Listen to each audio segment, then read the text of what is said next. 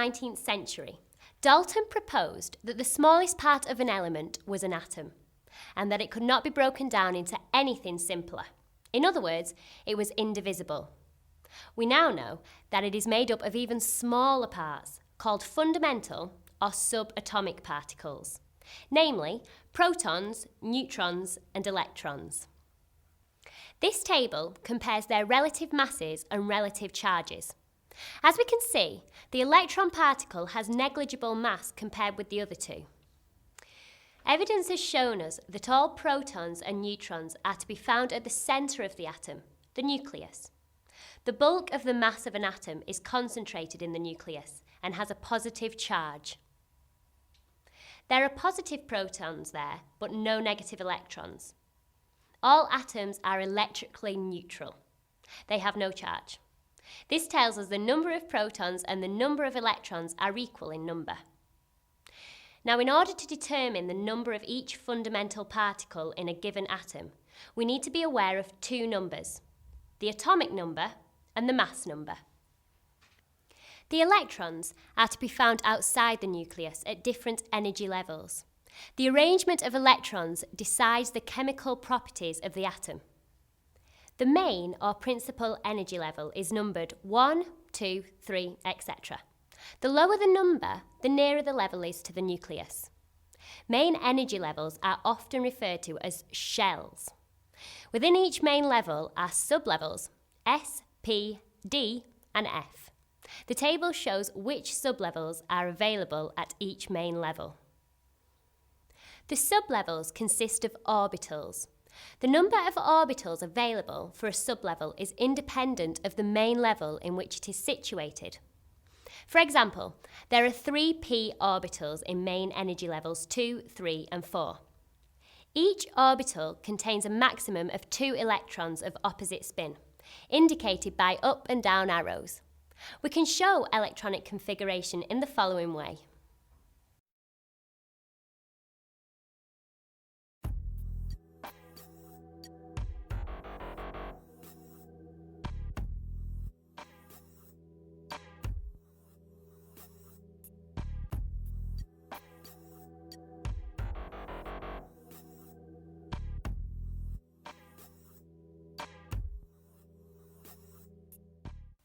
The fourth electron in the 3p sublevel pairs up with the first, giving paired electrons in one orbital and unpaired electrons in the other 2 orbitals. The 4s level fills before the 3d. The last 3 electrons are unpaired in the 3d sublevel. The 4p level has 3 unpaired electrons, each in one of the p orbitals available. The electronic configuration of ions is straightforward up to the element calcium. Electrons must be added or removed from the electronic configuration of the atom.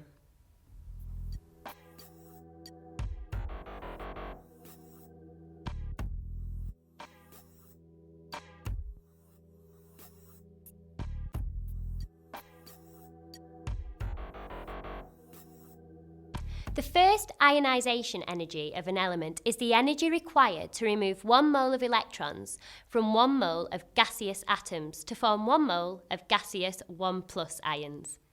It is represented for an element X by this equation. Across period 3 of the periodic table, from sodium to argon, there is an increase in atomic number. The positive charge of the nucleus is increasing. Sodium is 11+, magnesium 12+, aluminium 13+. The extra electron is added to the same main energy level, and the attraction of the positive nucleus for the leaving electron is increasing. So, more energy is needed to remove an electron. There is a general increase in first ionization energies, but let's look at the exceptions to this trend. Why is there a decrease in first ionization energies from magnesium to aluminium and from phosphorus to sulfur? Well, let's first consider magnesium and aluminium.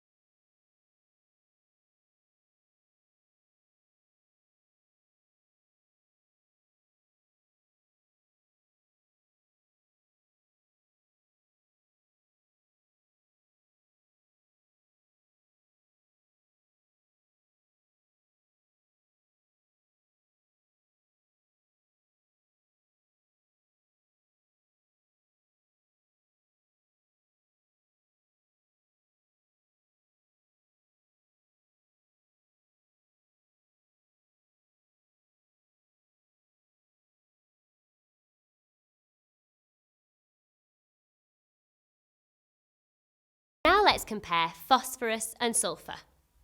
Why is less energy needed to remove an electron from a sulfur atom when its nuclear charge of 16 plus is higher than the 15 plus of phosphorus?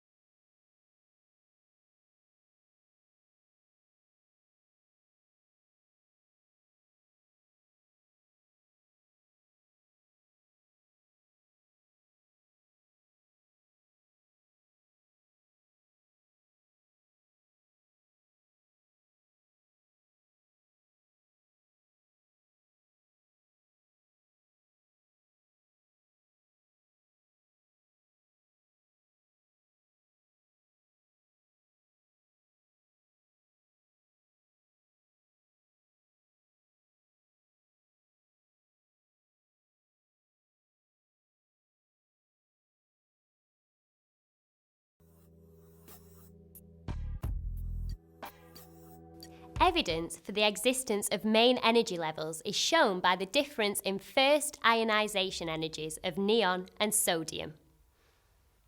The first ionization energy of neon is much higher than that of sodium.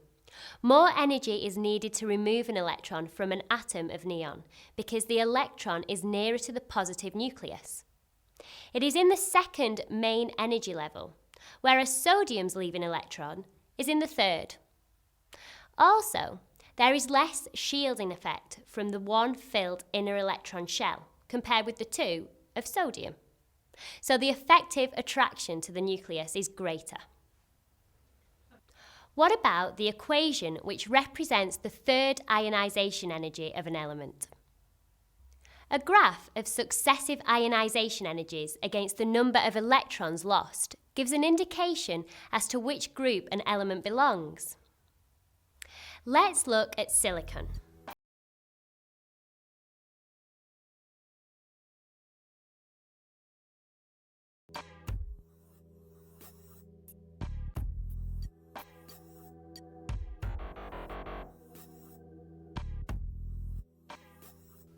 Isotopes are forms of an element which differ in mass number.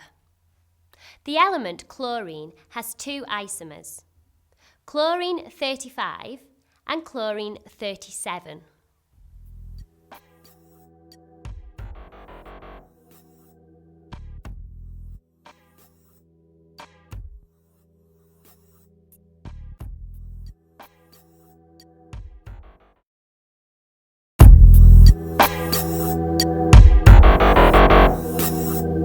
Relative masses and calculations. Chemical formulae and equations tell us about the numbers of atoms and molecules that combine and react with each other. As we cannot count atoms and molecules, we need a way of measuring them. This is where relative masses and the concept of the mole are useful. Let's begin with relative atomic mass.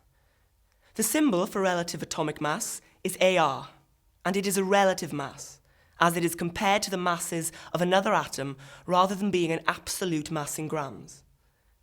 The isotope carbon-12 is the standard against which all other elements or compounds are compared.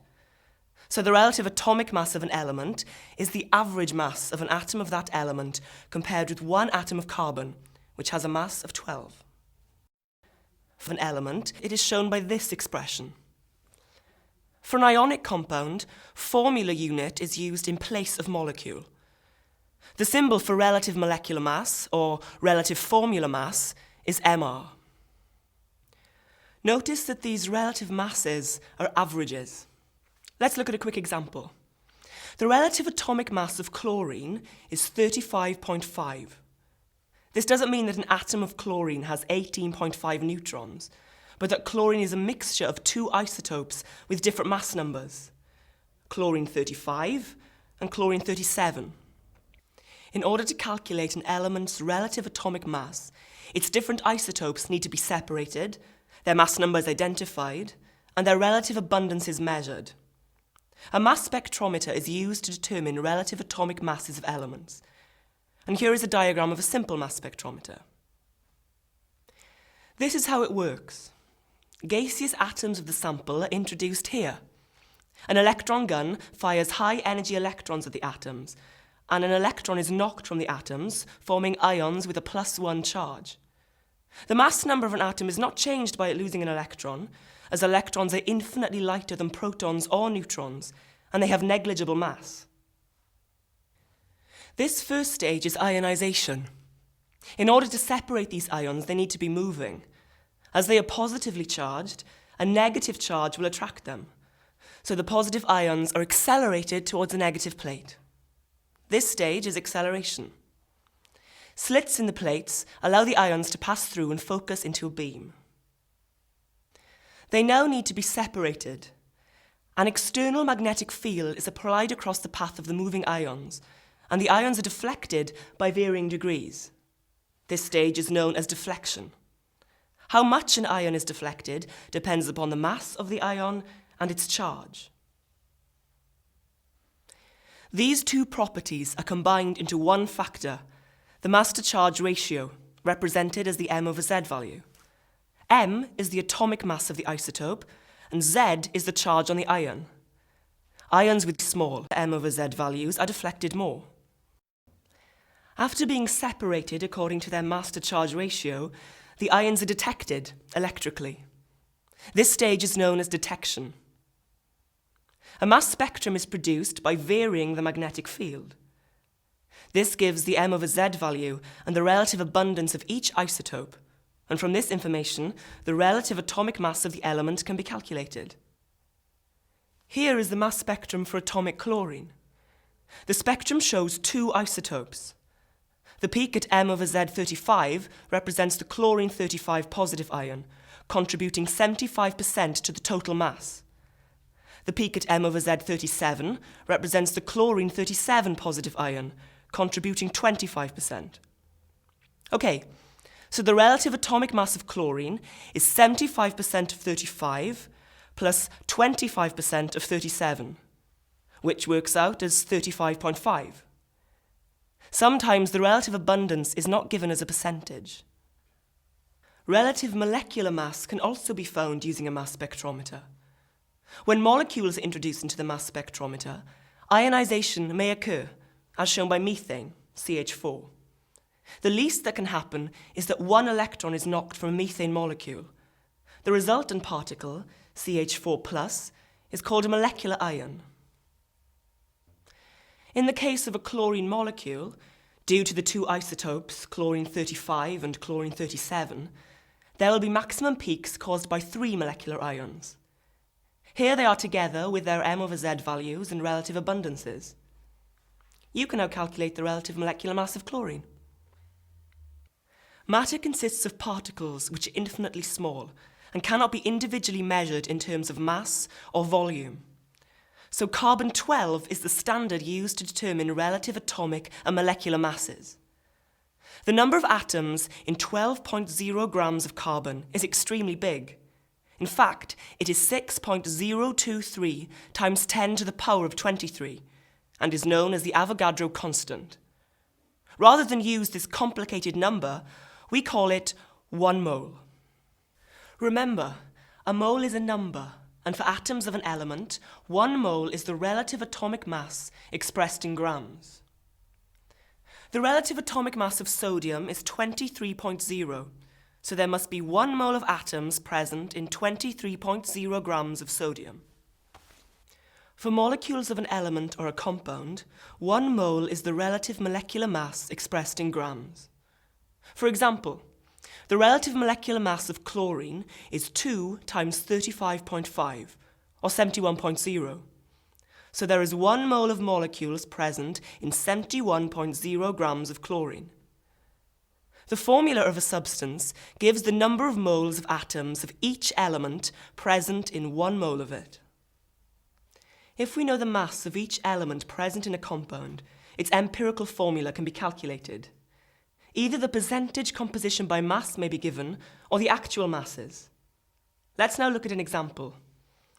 The percentage mass tells us the mass of each element in 100 grams of the compound. In order to calculate the empirical formula, we must convert these masses to moles. Remember, number of moles equals mass over atomic mass. So the empirical formula is the smallest whole number ratio of atoms. And the next step is to divide by the lowest number in order to make that atom 1 mole. We need to divide each number by 2.3, the lowest number, giving the empirical formula as C2H4O. If we are asked to calculate its molecular formula, we also need to know its relative molecular mass. Sometimes this is given as the m/z value of its molecular ion, and in this question, the m/z value of the compound is given as 88. This gives a molecular formula of C4H8O2. What about gases? They are not easy to weigh, and a gas is best measured in terms of its volume. But the volume of a gas can change. It depends on the pressure exerted on it, the temperature, and the number of moles of gas. These variables are brought together by the ideal gas equation. P is the pressure in pascals, V is the volume in cubic meters, T is the temperature in Kelvin, and R is the gas constant, which is a value of 8.31 joules per Kelvin per mole. It is essential that pressure, volume, and temperature have the correct units.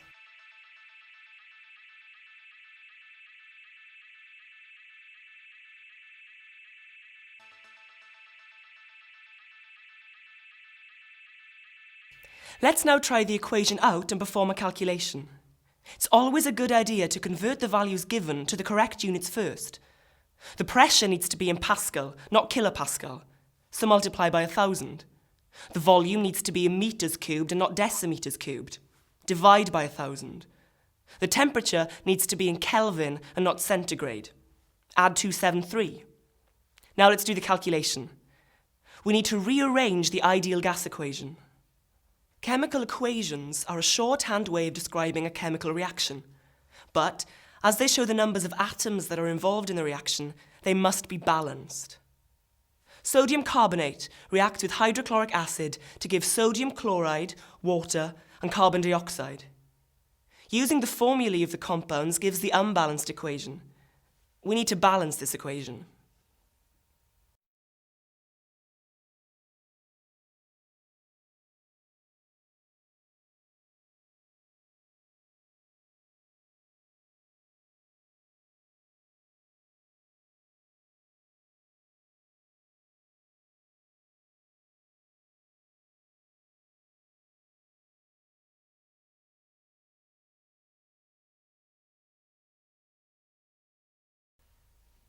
In ionic equations, both the number of atoms and the charges on the ions must balance. So if iron 2 ions react with chlorine to produce iron 3 ions and chloride ions, the unbalanced equation is: first, balance the atoms. Put a 2 in front of the chlorine to balance the chlorine. The iron atoms are balanced. Secondly, look at the charges. The total charge on the left-hand side is 2+. The total charge on the right-hand side, 3+ and 2- is 1+. By putting a 2 in front of Fe2+ and Fe3+, the charges are balanced, making 4+ on both sides.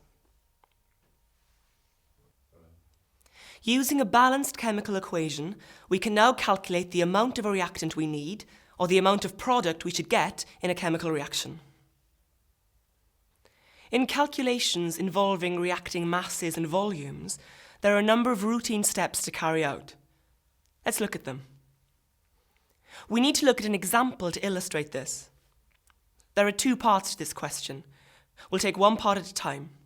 Let's consider part A first. We are given the mass of lead-2 nitrate, and this needs to be converted into moles. Divide the mass by the formula mass. We now need to refer to the equation in order to determine the mole relationship between lead-2 nitrate and lead-2 oxide. 2 moles of lead-2 nitrate give 2 moles of lead-2 oxide. So, 0.04 moles of lead-2 nitrate give 0.04 moles of lead-2 oxide. Converting the number of moles to mass, we multiply by the MR of lead-2 oxide. So the answer to part A is 8.92 grams. Now for part B. In part A, we calculated that we have 0.04 moles of lead-2 nitrate. From the equation, 2 moles of lead-2 nitrate gives a total of 5 moles of gaseous products. So, 0.04 moles of lead-2 nitrate will give 0.1 moles of gas. In order to convert moles to volume of gases, we use the ideal gas equation and rearrange it to find V. We must also remember to check that we are using the correct units. This gives us a volume of 2.93 times 10 to the minus 3 meters cubed. Multiply by 1,000 to convert to decimeters cubed, and the answer is 2.93 decimeters cubed. Okay, so what happens if we are dealing with solutions? In calculations involving concentrations of solutions, we need to use the expression C equals m over V. Note that m is number of moles and not mass. In this expression, units of volume must be in decimeter cubed, because molar concentrations are expressed in moles per decimeter cubed. Let's look at a calculation involving a titration of acid against alkali. You have been given both the volume and concentration of sodium hydroxide. So step 1 is to calculate the number of moles of sodium hydroxide in that volume of solution. Rearranging C equals m over V to find m gives 0.032. Note that the volume used is in decimeters cubed, and that it is 32.0 centimeters cubed, and not 25.0 centimeters cubed, the volume of acid. We now need to refer to the equation in order to determine the mole relationship between acid and alkali. The ratio is 2 moles of alkali react with 1 mole of acid. We can now calculate the concentration of the acid, knowing both the number of moles and the volume that contains them. Using the expression C equals m over V, and making sure V is in decimeters cubed, gives an answer of 0.064 moles per decimeter cubed.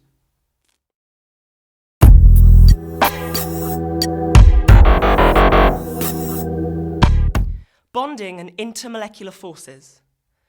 The nature of the bonding between atoms has a big effect on both the chemical and physical properties. In order to understand these effects, let's first look at the bonding between atoms. There are 3 types of bonding between atoms. Metallic bonding. This occurs only between metal atoms. Ionic bonding occurs between metal and non-metal atoms. And covalent bonding, which occurs between non-metal atoms. Remember that when atoms bond together, in general, they try to achieve the electronic configuration of a noble gas. That is, a filled outer electron shell. Metals are to be found in groups 1, 2, and 3 of the periodic table. And to get a noble gas structure, they need to lose electrons. Look at sodium, magnesium, and aluminium. Here are their electronic structures. As you can see, a sodium atom needs to lose its 1 outer electron to become Na+, with an electronic structure of 2,8. Magnesium loses 2 electrons to become Mg2+, 2,8. And aluminium loses 3 electrons to become Al3+, 2,8. In order that these atoms can lose electrons, they must pack together as closely as possible. This gives a rigid, 3-dimensional giant lattice structure, resulting in layers of atoms. The outer electrons can now come under the influence of the nuclei of neighbouring atoms and move freely within the structure. They are delocalized electrons. The metallic bond is an attraction between the positive nuclei of the metal atoms and the negative delocalized electrons. In general, this bond is strong. The metallic bonds are not isolated. The bonding continues throughout the whole giant lattice structure. Ionic bonding occurs when electrons are transferred from metal to non-metal atoms. In sodium oxide, a sodium atom loses 1 electron to form a sodium ion, Na+. The oxygen atom gains 2 electrons to form an oxide ion, O2-. Notice the 2 sodium atoms are needed to provide 1 oxygen atom with the 2 electrons it requires. This can be shown using a dot and cross diagram, which shows the outer electrons only. The 2 X's show that these electrons have come from the sodium atoms. Ionic bonds do not exist in isolation.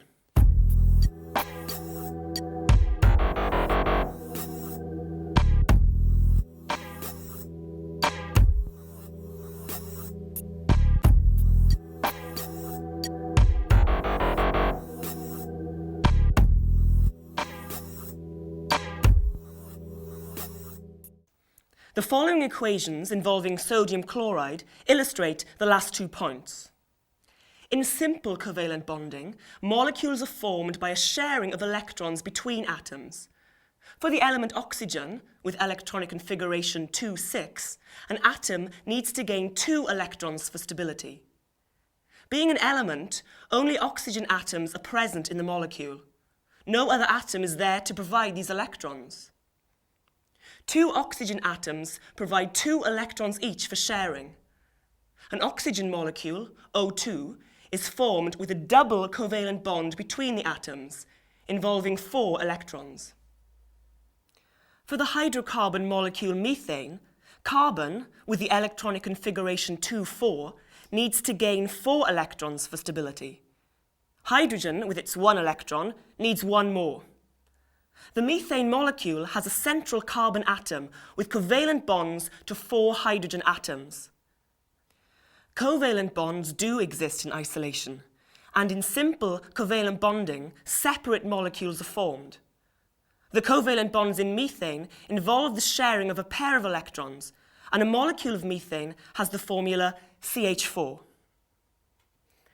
Another type of covalent bond, called a coordinate bond or dative covalent bond, can form between 2 atoms.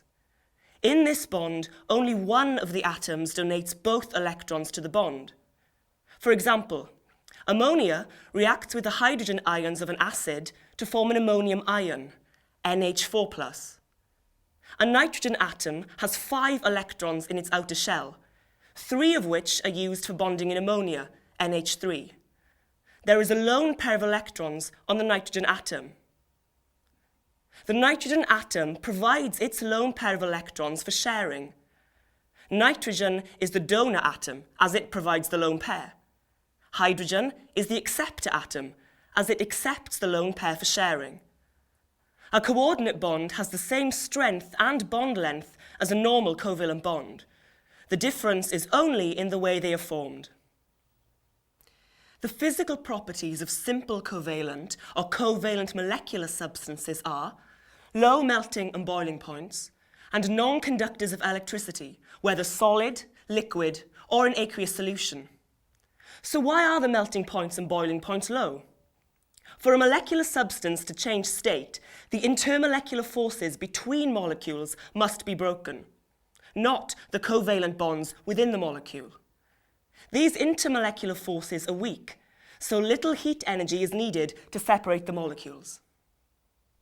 Now remember, because everyone gets this wrong, the physical properties of covalent molecular substances are not explained by the strong covalent bonds between atoms. They are due to the weak attraction between their molecules. Iodine is a solid which sublimes on heating. It is a molecular crystal. Iodine molecules, I2, are regularly arranged in the solid, and weak intermolecular forces, called van der Waals forces, attract the molecules together. Why are simple molecular substances non-conductors? Simply because the molecules have no charge. They are neutral, and there are no freely moving electrons or ions. Some simple covalent substances do conduct electricity when dissolved in water. For example, sulfur trioxide. Strictly speaking, the sulfur trioxide has not simply dissolved in the water, but has reacted to form sulfuric acid, which is ionic in aqueous solution. The shapes of simple molecules and ions can be determined by considering the covalent bonds that are present and applying the electron repulsion theory. Let's start by considering molecules that contain bonding pairs of electrons only. In beryllium chloride, beryllium is the central atom. It is in group 2 of the periodic table and has 2 electrons in its outer shell. Its given formula is BeCl2, so there are 2 bonding pairs of electrons, and as both its electrons are used in bonding, there are no lone pairs. The bonds repel each other as far as possible away, with equal repulsion, so the shape is linear, with bond angle 180 degrees. So, molecules which contain 2 bonding pairs only are linear, with bond angle 180 degrees. The shapes of the other molecules can be determined in a similar manner.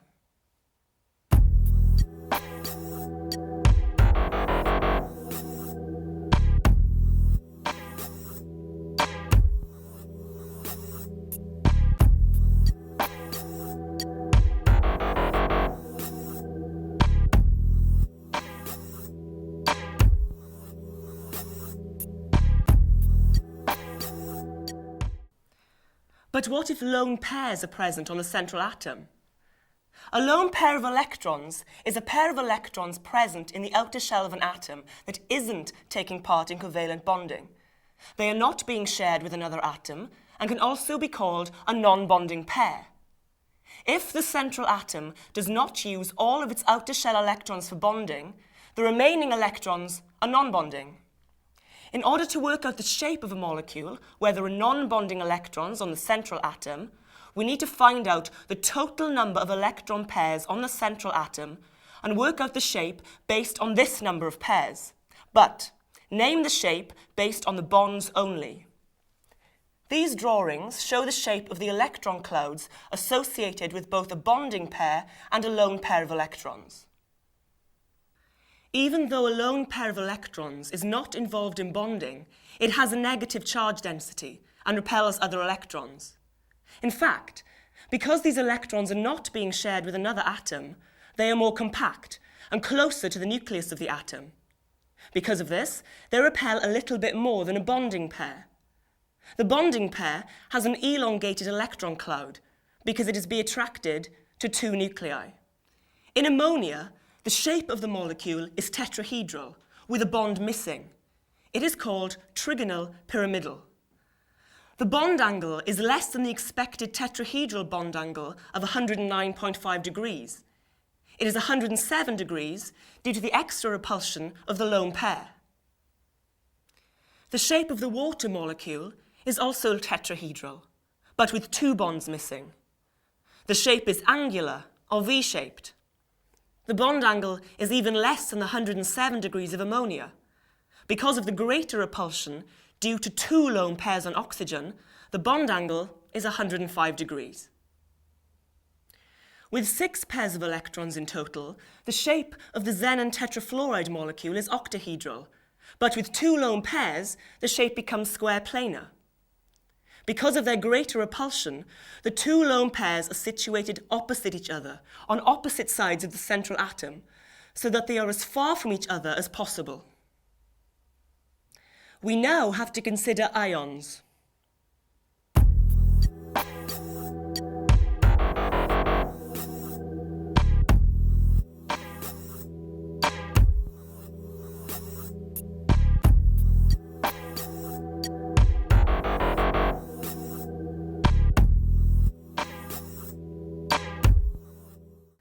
Intermolecular forces are weak, but why should there be any attraction at all between molecules? Although there are no ions, there is still a separation of positive and negative charge in molecules. This separation may be permanent or transient and gives rise to intermolecular forces. What causes this? Other than the noble gases, each element in the periodic table has been given an electronegativity value. But what is electronegativity exactly? With a diatomic element, such as bromine, 2 bromine atoms are joined together by a covalent bond. Being identical atoms, there is no difference in electronegativity between them, and the molecule is said to be non-polar. On the face of it, there should be no attraction between bromine molecules. Yet, bromine is a liquid, not a gas, so there must be some attraction between molecules. Where does this come from? The movement of electrons in a non-polar molecule fluctuates. At any given instant in time, a molecule may be asymmetrical. Negative charge density may be concentrated more at one end of the molecule than the other. This results in the presence of a dipole. One end of the molecule is slightly positive, and the other slightly negative. This type of dipole is called an instantaneous dipole, or, because it only exists momentarily, a temporary dipole. This temporary dipole now induces a dipole into a neighbouring molecule. The dipole present on this second molecule is called an induced dipole, and the two molecules are attracted. This type of intermolecular attraction is the weakest and is called van der Waals forces.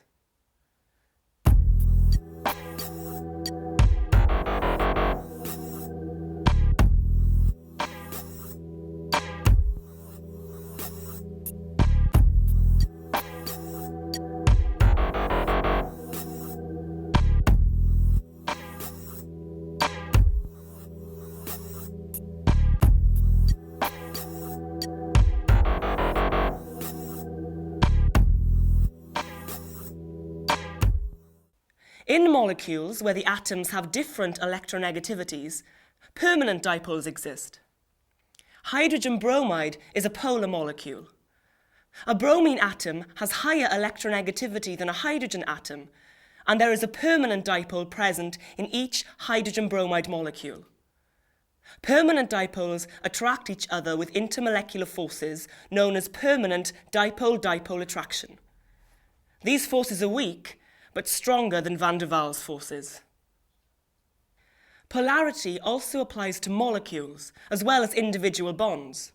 Methane has formula CH4, and there are 4 covalent carbon-hydrogen bonds. Carbon has higher electronegativity than hydrogen, but methane is a symmetrical molecule, so all the carbon-hydrogen dipoles cancel out, and the molecule is non-polar. Chloromethane has formula CH3Cl. It too has 4 covalent bonds, 3 CH bonds and 1 CCl bond. The dipoles do not cancel out. The CCl dipole dominates and the molecule is polar. The strongest type of intermolecular force is called hydrogen bonding. This is a specific type of attraction between dipoles due to the unique nature of the hydrogen atom and the very high electronegativity of the other atom to which hydrogen is bonded. It is present only in compounds in which hydrogen is covalently bonded to either fluorine, oxygen, or nitrogen. A hydrogen atom only has the one electron, and when it is bonded to a very electronegative element, such as fluorine, the electron is found mainly between the atoms, and rarely on the far side of the hydrogen atom. This side of the atom is virtually an unshielded proton, and a lone pair of electrons on the fluorine atom of a neighbouring hydrogen fluoride molecule is attracted to this proton. This is the hydrogen bond. This graph shows the abnormally high boiling point of hydrogen fluoride compared with the other hydrogen halides. The general trend down the group is an increase in boiling point as the molecules get bigger and van der Waals forces increase. Water and ammonia also exhibit hydrogen bonding. Their melting and boiling points are also abnormally high, compared with the hydrides of group 5 and 6 respectively. Alcohols and carboxylic acids contain OH bonds, and amines contain NH bonds. They also contain hydrogen bonding. Now let's look at some giant covalent structures. Diamond and graphite are forms of carbon which are macromolecular in structure. Carbon has 4 electrons in its outer shell, and, in diamond, all 4 electrons are involved in bonding with 4 other carbon atoms, forming single covalent bonds in a tetrahedral arrangement. This continues throughout the whole giant molecule. As covalent bonding is very strong, Diamond is very hard. It is a solid with extremely high melting point because many covalent bonds need to be broken to change it into the liquid phase. And diamond is a poor conductor of electricity because there are neither freely moving electrons nor ions in its structure. In graphite, each carbon provides only 3 of its 4 electrons for sharing with 3 other carbon atoms. This covalent bonding results in the formation of layers of planar hexagons in a giant covalent structure. Each carbon atom has a spare electron, which becomes delocalized and moves freely between the layers, allowing graphite to conduct electricity in the solid state. The delocalized electrons attract the layers only weakly, so graphite is soft as the layers slide over each other when a force is applied. Even so, graphite is a macromolecule and, like diamond, has a very high melting point. A pure ionic and a pure covalent bond are at opposite ends of a continuum, and between the two extremes are a variety of intermediate bond types. Let's have a look at them. Notice the electron density is equally distributed between the atoms.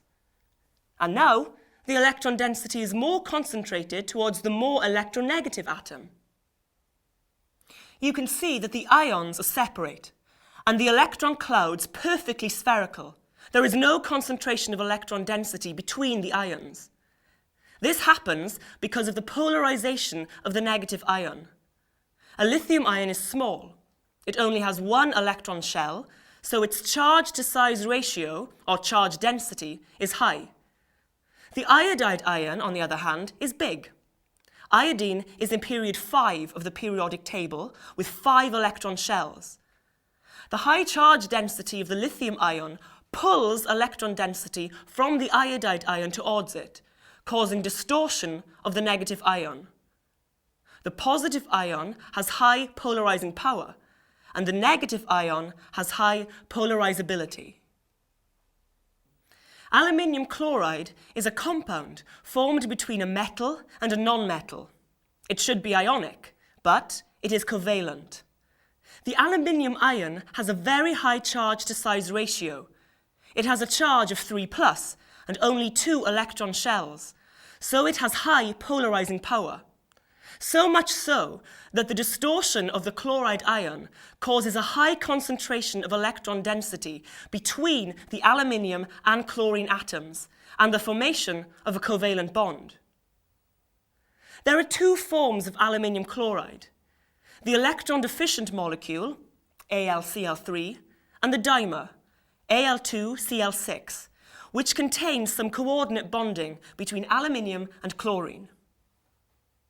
Okay, to finish, we'll have a look at the 3 physical states of matter. The 3 states of matter, solid, liquid, and gas, differ in arrangement of particles. Let's have a look.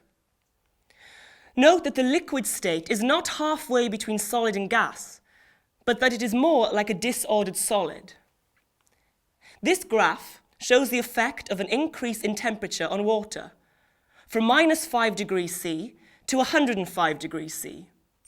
From A to B, the molecules gain kinetic energy and vibrate more vigorously. The temperature rises. From B to C, the solid melts into a liquid. Here, the heat energy is used to separate the molecules so that they now move freely within the liquid state. There is an increase in potential energy, but not kinetic energy, so the temperature stays constant at the melting point, 0 degrees C. The heat energy needed for this change of state to occur at the melting point is called the enthalpy of fusion. From C to D, the molecules gain kinetic energy and move about more and more quickly within the liquid state, and the temperature rises. From D to E, the liquid boils and changes into water vapor. Heat energy is used to break all intermolecular forces within the liquid, so that the molecules can now move freely throughout the space available. They are completely separated. There is an increase in potential energy, but not kinetic energy, and the temperature stays constant at the boiling point, 100 degrees C. The heat energy needed for this change in state to occur at the boiling point is called the enthalpy of vaporization. From E to F, the molecules gain kinetic energy and move about more and more quickly in the space available. So once again, the temperature rises.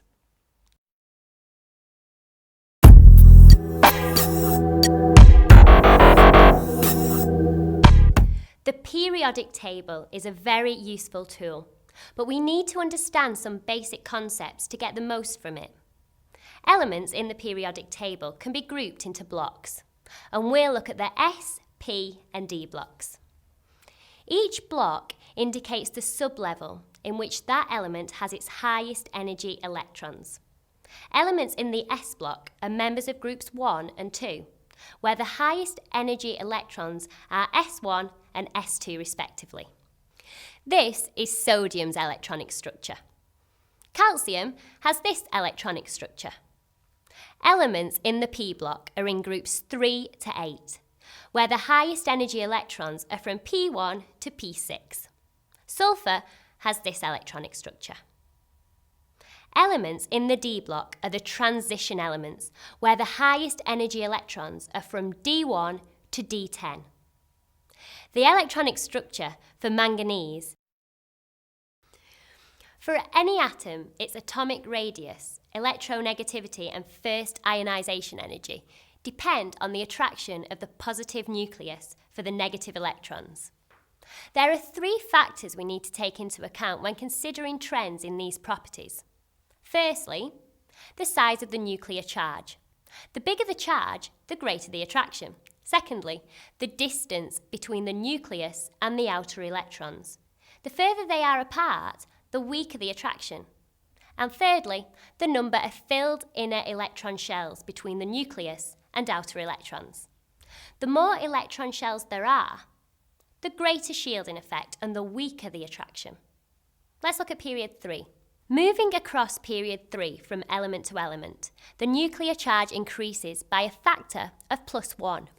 Sodium has a nuclear charge of 11+, magnesium 12+, aluminium 13+, and so on. The extra electrons added all enter the same main energy level, the third shell.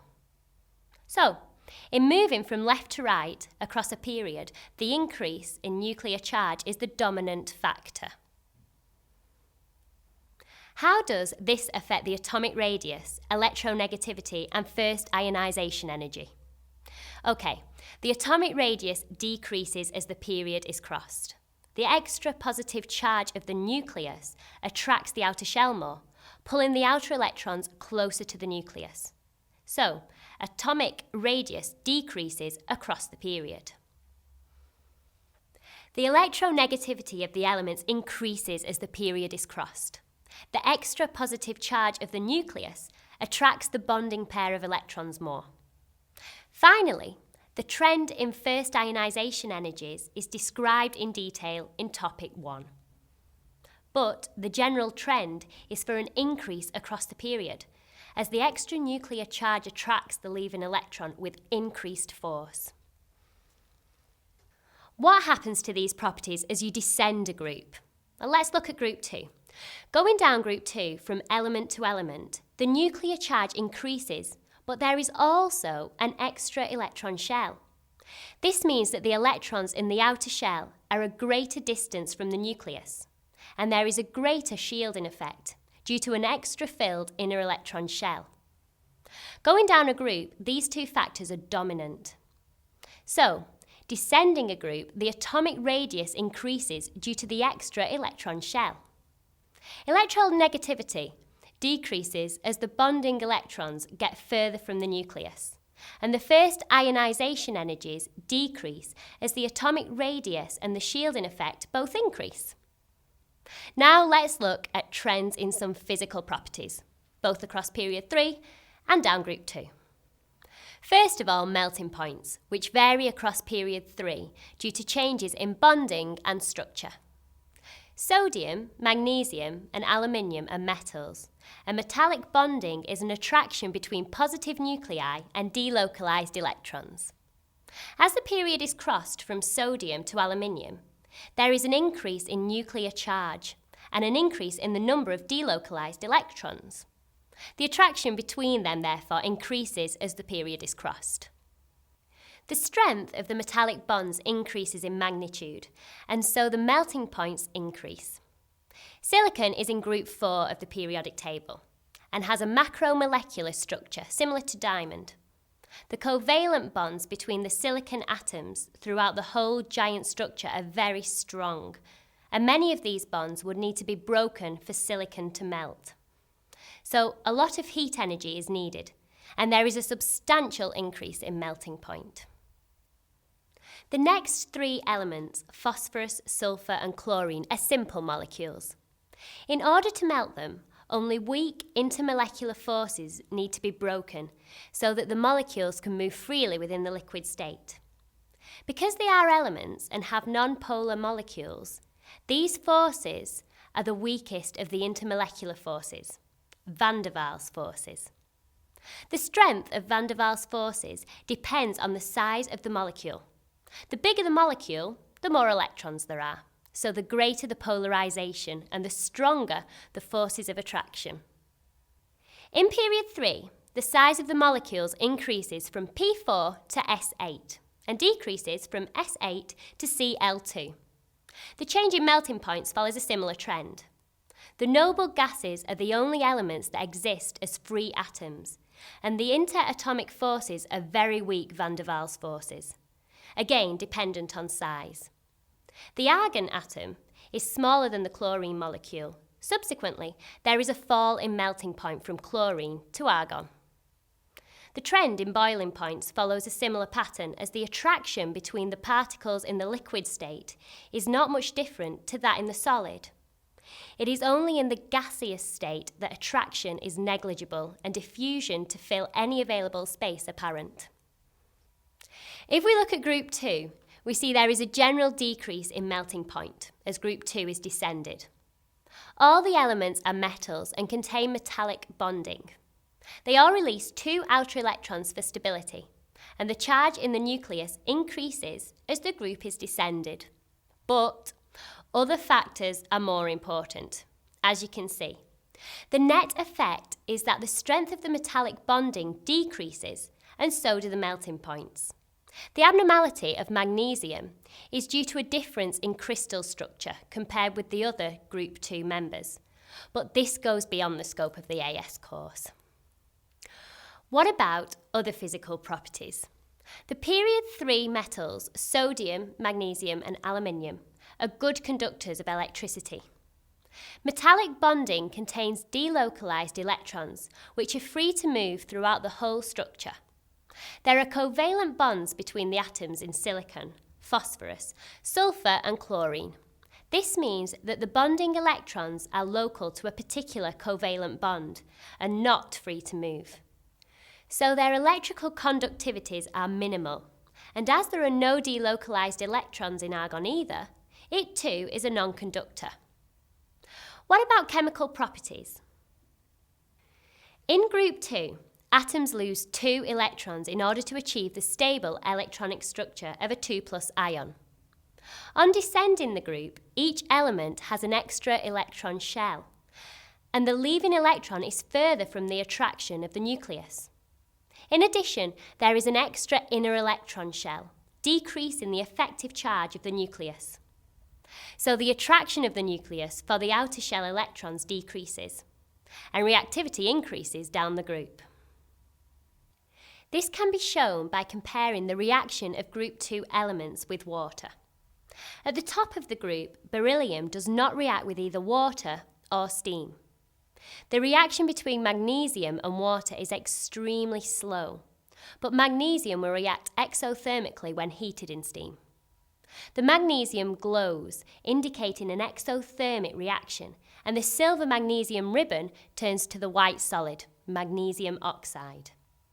Hydrogen gas is the other product. Calcium, strontium, and barium all react readily with cold water, the reactions becoming more exothermic as the group is descended. Here is the equation for calcium. In each case, the products are hydrogen gas and the hydroxide of the metal. Group 2 metal hydroxides are alkaline and universal indicator is turned purple. Calcium hydroxide is not very soluble in water, and a cloudy white suspension is observed in the reaction between calcium and water. The solubility of calcium hydroxide is soon exceeded as it is produced by the reaction. The solubilities of group 2 hydroxides in water increase down the group. Beryllium hydroxide is virtually insoluble, and magnesium hydroxide only sparingly soluble. Lower down the group, barium hydroxide is the most soluble, giving a strong alkali, barium hydroxide. The solubilities of group 2 sulfates in water have the opposite trend. Their solubilities decrease as the group is descended. Beryllium sulfate is extremely soluble, and barium sulfate is insoluble. The insolubility of barium sulfate is used in the test to show the presence of sulfate ions in aqueous solution. When the solution of a soluble barium salt, such as barium chloride or barium nitrate, is added to a solution containing the sulfate ion, a precipitation reaction takes place, forming a white precipitate of insoluble barium sulfate. Unfortunately, the presence of the carbonate ion will interfere with the test. If it is present, a white precipitate of barium carbonate will form, so the carbonate ion needs to be removed before the addition of barium ions. This can easily be done as carbonates react with dilute acids to give carbon dioxide and water. So, to test for the presence of the sulfate ion in aqueous solution, you need to either add dilute hydrochloric acid followed by barium chloride solution, or dilute nitric acid followed by barium nitrate solution. A white precipitate of barium sulfate confirms the presence of the sulfate ion.